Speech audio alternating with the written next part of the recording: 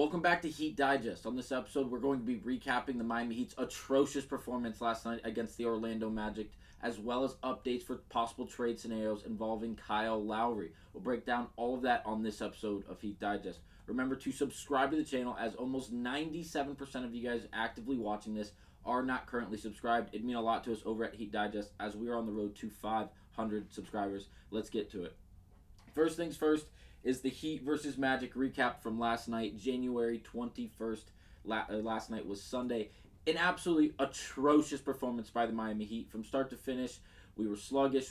It seemed like nothing was going to fall, and we were simply defeated from the start of the game, from the start of the tip ball. Now, if we look at the box score, it seems like Bam Adebayo had a good game, but really, no one had a great game for Miami, including Jimmy Butler or even Bam Adebayo. Adebayo, 22 points, 11 boards, 7 assists, and 2 steals while shooting 8 of 17 from the field.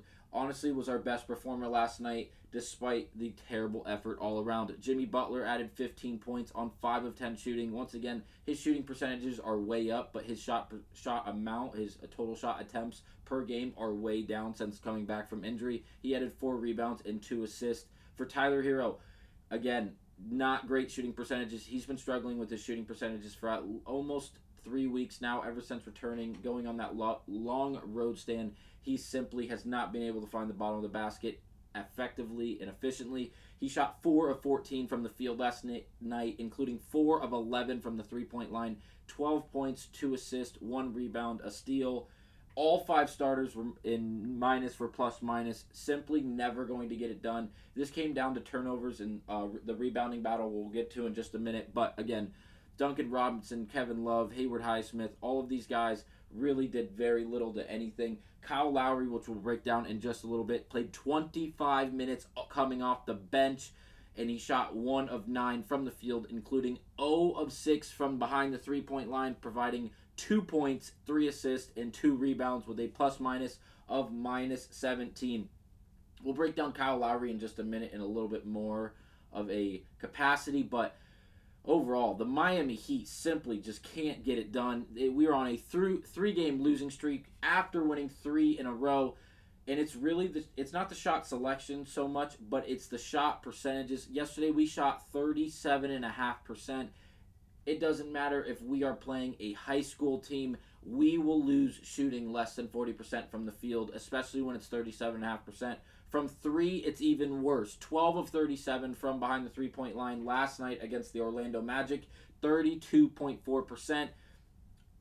We can't get it done shooting this way. Whether it's from behind the three-point line or overall from the field, we are not going to be able to win games like this. Now, the three-point percentage it looks like we are just living and dying by the three-point shot. We are inconsistent, and the only thing we are really consistent in is our ability to turn the ball over. That is the only thing that we're consistent at, and it's not a good thing. We turn the ball over every single time we play basketball at a massive rate, and it results in us losing games. In the last 3 games we've played, we have looked horrible. I know this game we lost 105-87. The game before this, we played the Atlanta Hawks, where we should have won that game despite playing atrocious.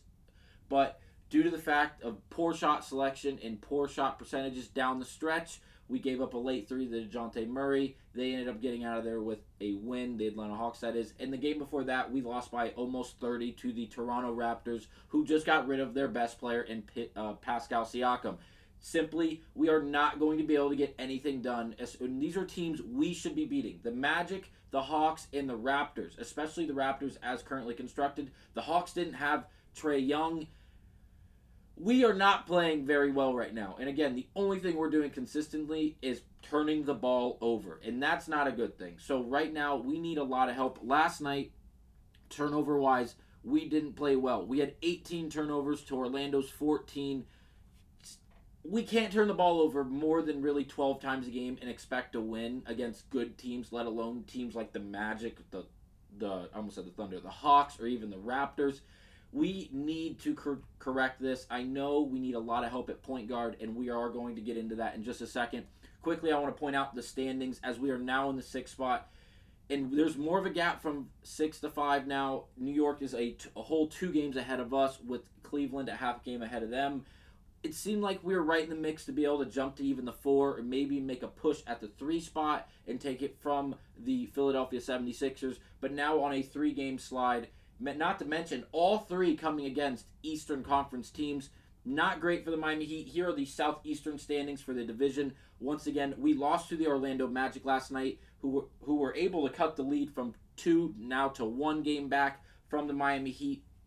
And this is not good. This is not good. The Miami Heat, we're on a stretch. We were winning the majority of our games. We were on a 3-game winning stand, and then now we are on a 3-game losing stand, and it feels like we are in a deeper hole than even that, as we need help at the point guard position. Now let's get to Lowry's trade updates. As last night I mentioned, he shot 1 of 9 from the field, 0 of 6 from behind the 3-point line, providing basically absolutely nothing coming off the bench. He played an entire 25 minutes off the bench, like I mentioned.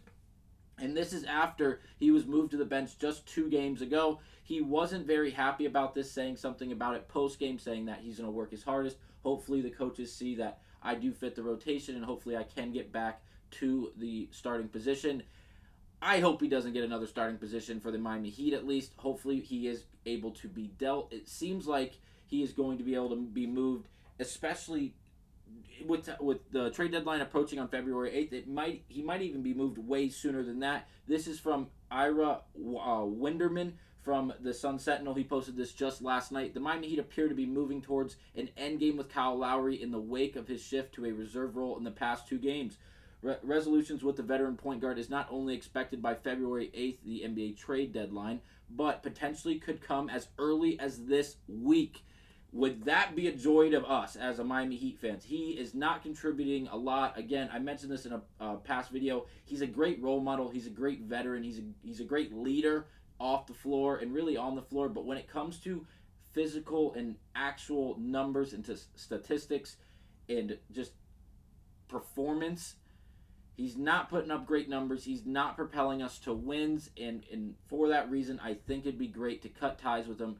Give him to someone that really needs that leadership for the guard position, and let him go be a role model and a piece on the end of a bench that plays a handful of minutes and really just plays the leader role and really just tries to be the experienced guy at the end of the bench that gets these teams through the big humps that they have to go through, especially as the playoffs are coming around. Now, he is on an expiring deal, so it seems like that 37-year-old point guard is going to have some value as his contract is expiring. His contract is worth $29.7 million.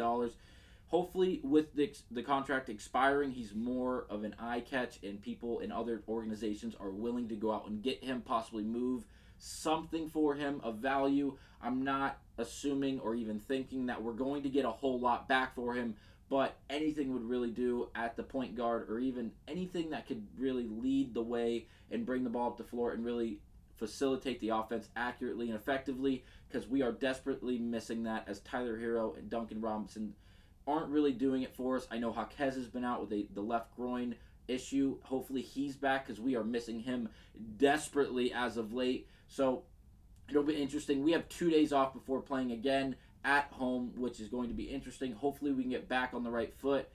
And until then, you'll see me then. Have a good one. Thanks for watching.